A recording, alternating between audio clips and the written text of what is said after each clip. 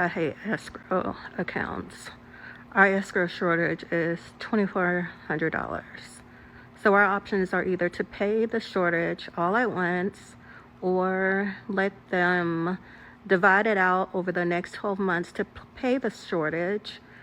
So that'll be about $200. But if we do that, we're not gonna not only pay that $200 extra per month to cover the shortage, but we also just gotta pay for the fact that our insurance and property taxes went up for the year. So really we'll be paying about $400 more per month if we make that decision. So yeah, I just wanna say I hate escrow. I hate escrow. A lot of conversations over the last couple of years about escrow accounts and people lamenting about them as far as their total monthly payment going up and folks not realizing what the cause of it is. On today's video, I'm going to go into why those things go up so that those of you that are looking to become a homeowner can do your due diligence to try and get yourself into the best position as far as buying a home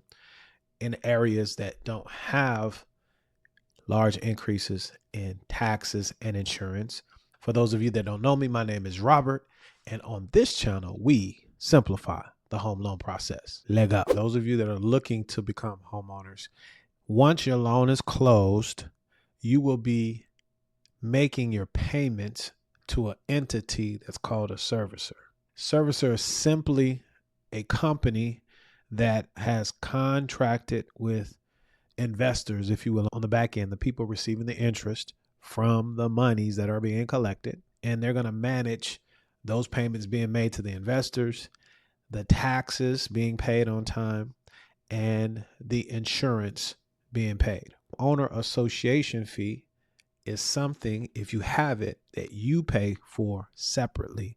Escrow accounts are collected with your mortgage payment, but they're separate in that your mortgage payment, the principal and interest portion, if you've done a 30-year fixed loan, it hadn't gone up.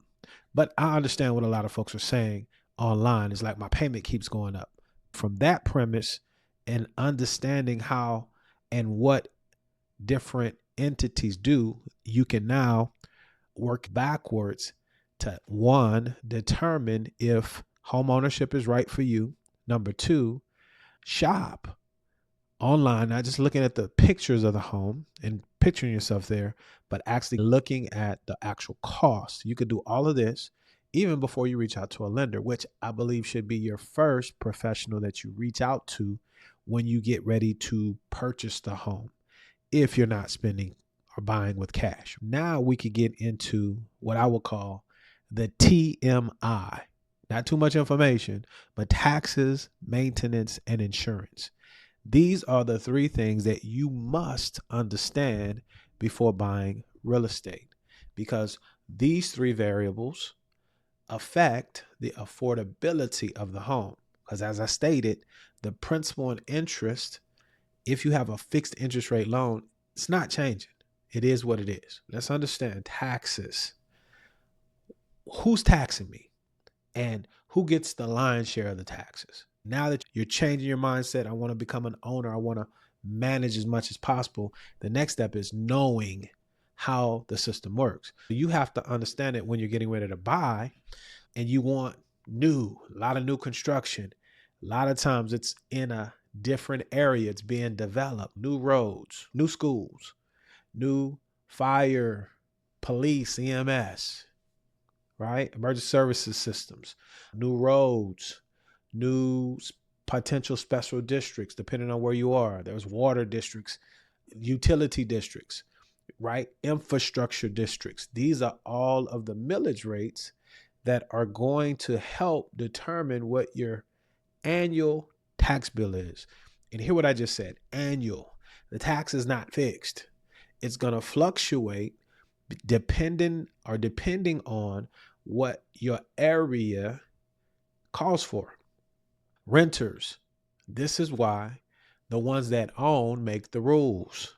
You can't complain about not having a voice if you're not in the game. Homeowners, you have to understand once you become an owner, you got to get involved locally. Do you know who's on the school board and what they're up there voting about? Do you know about these things, these bonds, these debts that they're 200, 300, 400, $500 million for professional sports stadiums for your local high schoolers? Is that what you want to do? Understand these things before you move in. Your fire, police, EMS, these are where the funds come from. These are all entities that are going to take the assessed value, just going to abbreviate, times their millage rates annually. So what that lets you know, potential homeowner, is this is something that you have to look at annually. All right. It's not a set it and forget it. The principal and interest portion is, but the taxes are not. How you could go about finding the taxes on said property. All townships, counties, parishes have websites now. It's on the internet, it's connected. So you don't have to have those gatekeepers that made you think that they were some type of savant because they had access back in the day to the information that you don't have access to. You got access to it now. You can go township, county, parish. In this case, this is a parish, and you can pull up an address, right? The address that you're looking at on Zillow, Redfin, wherever you're looking at these houses online, pull up that address and find out what the actual taxes were for the current tax year. And this is what you'll find. The information that you're seeing on these Zillows and websites, they're going to do principal and interest, and then they're going to guesstimate. You go to these websites, in this case, this is St. Tammany Parish, my property tax. I just pulled up a random house, 525 Rue Jardin, known, and I put it in their search. You could search for property, and boom, here you go. Here's the deal. So for the 2025 a year, let me see if I can highlight that 2025. There you go. Here's the assessment, the value. So the current homeowners don't own anything. But long story short, they paid $2,683.22. Now, if I'm home buying, it's a nice looking house. Let's scroll down a little bit. 3-bed, 2-bath, 2,000 square feet. Not bad in taxes, especially for some of you guys coming off the West Coast, the East Coast, some of the higher price markets. Man, that's a nice house, right? And the taxes aren't that high. So when you're shopping online, you can determine what the actual taxes are. Now, what you have to take into consideration with that calculation is this. The current owners, do they have any exemptions that may not be applicable to me? That's something that you can ask your lender and realtor once you actually get into the process of buying. Everything I'm talking to you about now is things that you could do up front so that you can know before you owe. You can have an idea of what the actual monthly mortgage payment will look like. And if you do a little digging, you can go back 24 or 23, I'd say 3 years, and you can get an idea as to the percent change so that you can factor that in going forward. Because let me ask you a question. Here's the question. Do you think costs are going to go up and to the right over time, or are they going to go down? Let me state it differently. Is the cost of a Coca-Cola going to be more expensive in 2030, or are the costs of the Coca-Cola going back to 1975? I like to know. And if you think the former, costs are going to continue to go up and to the right, you have to factor that in when buying a home, because taxes and insurance are annual costs. They're assessed annually. So let's get back into it. I think I made my point there. So that's your tax situation, right? Now, maintenance, that's the M in our acronym this morning, TMI, maintenance. We're not factoring in the maintenance costs. Not my calculation. This comes from VA, the VA home loan, best loan out there. And the reason it's so successful is not only the character of the people that buy, how they've been bred, if you will, or trained, but there's certain calculations that are put in place to make sure people can afford the home. One of them is the maintenance calculation. And you guys can do what you will, but this is the standard. You take 14 cents and you multiply that times the square footage, right?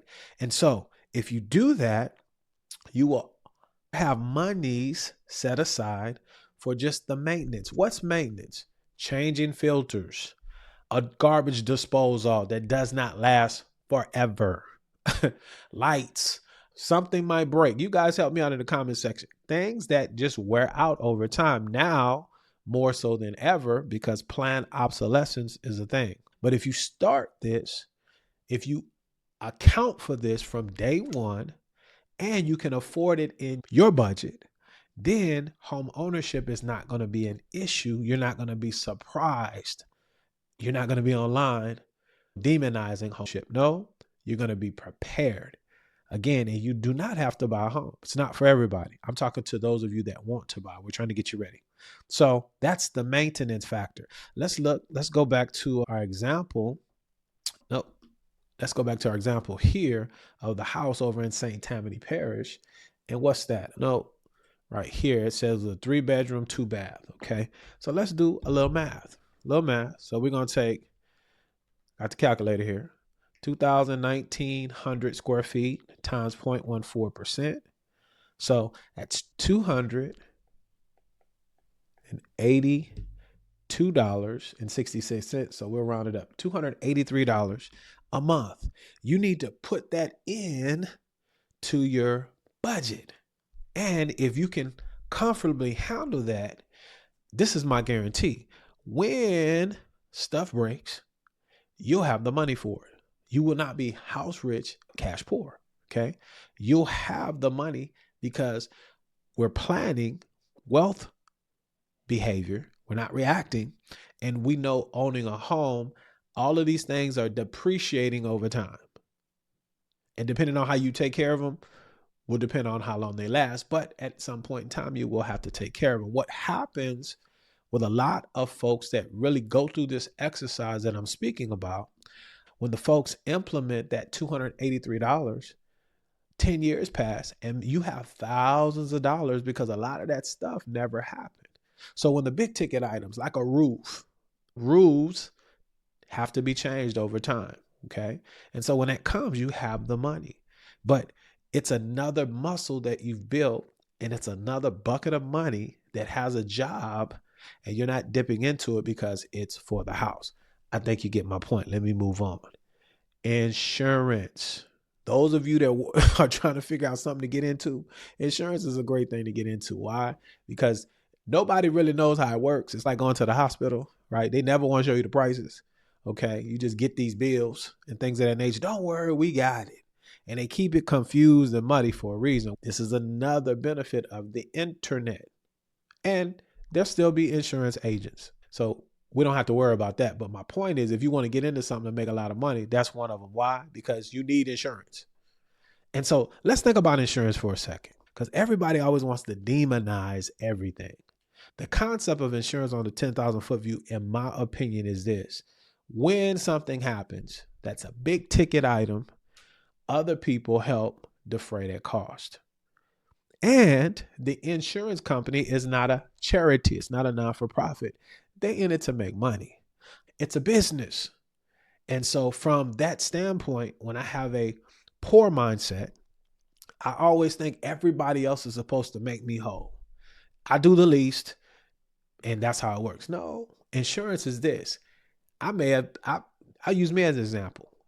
The Lord has blessed, and we haven't had a bunch of problems as far as home ownership is concerned. Never filed a claim. I've been paying homeowners insurance over 20 years. And so it's what it is. It's insurance that if something happens that's too big, then others that are doing it, that pull the money less the profit from the insurance company, okay, will help me. Now, I could self-insure. You can if you have the money. But what you're saying is I'm taking on 100% of the cost. So this is not an advertisement for the insurance company. This is us being adults and understanding how it works. And you either can or you can't. And if you can't, then you got to rent. Okay. You got to live with somebody. But if you can, that's a part of it. Right now. So insurance, let me move this over. This is the big thing about insurance. They know we're creatures of habits and we don't like change. I'm going to put that in there. Change. Now you would think someone that's not filed a claim over 20 years, pays on time, all the time, every time, no problem. You would think we would get the discounts, but you don't. Because they know you've been trained well, you're captive, you're comfortable, you're lazy.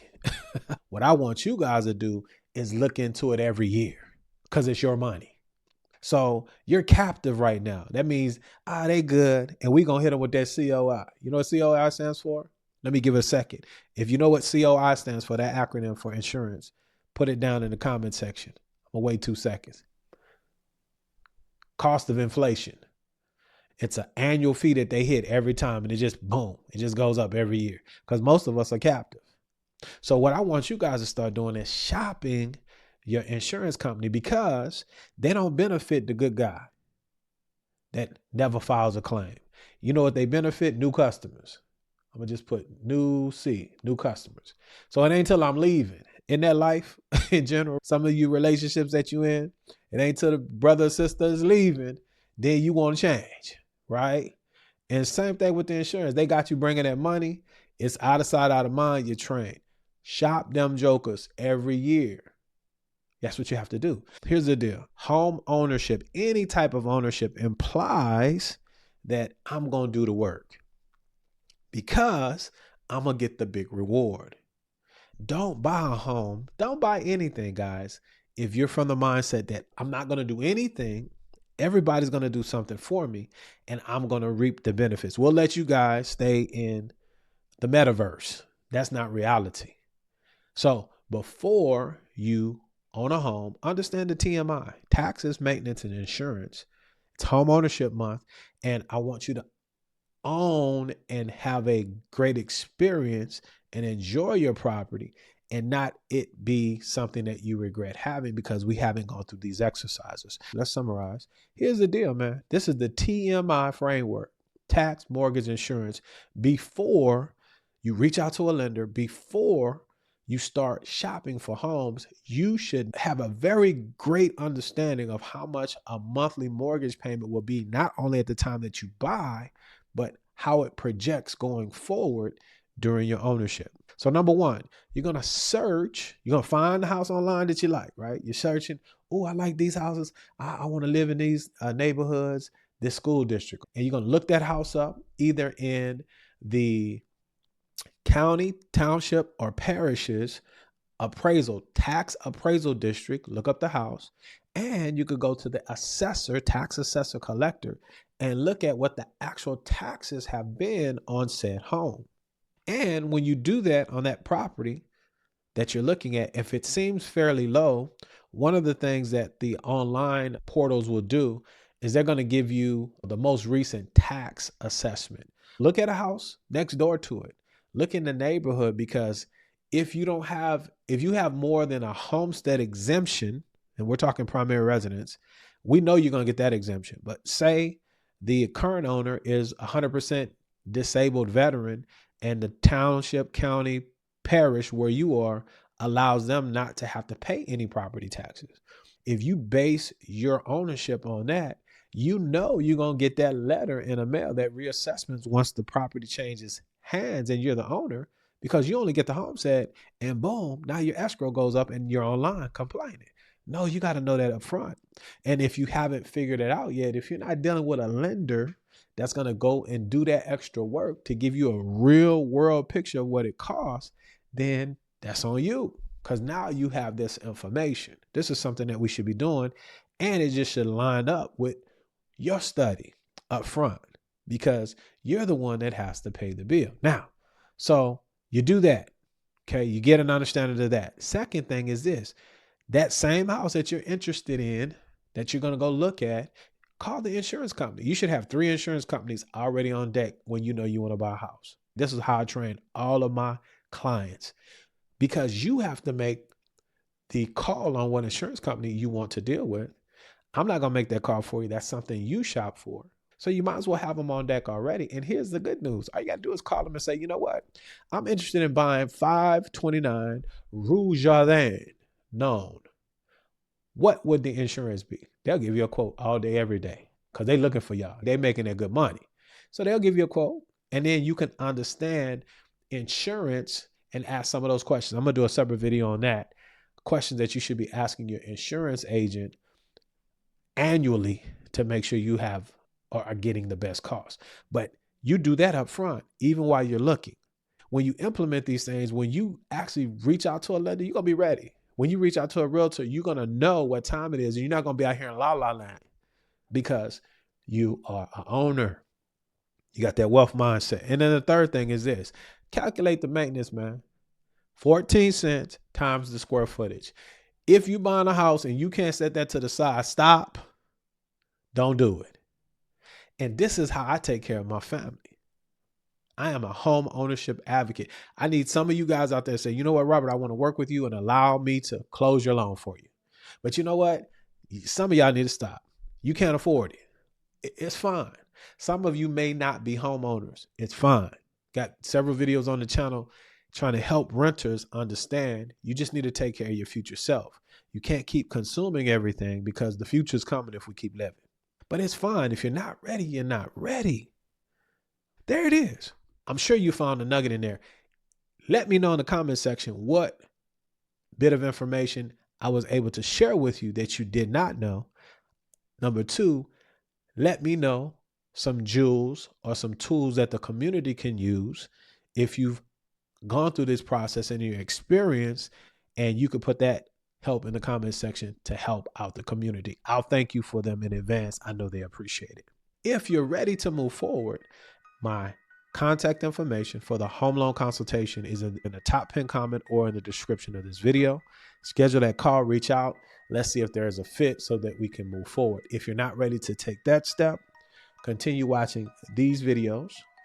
I've curated them myself, and they will help you continue your education until the time that you're ready to reach out. You guys be good to one another. Let grace abound and stay blessed. Indeed.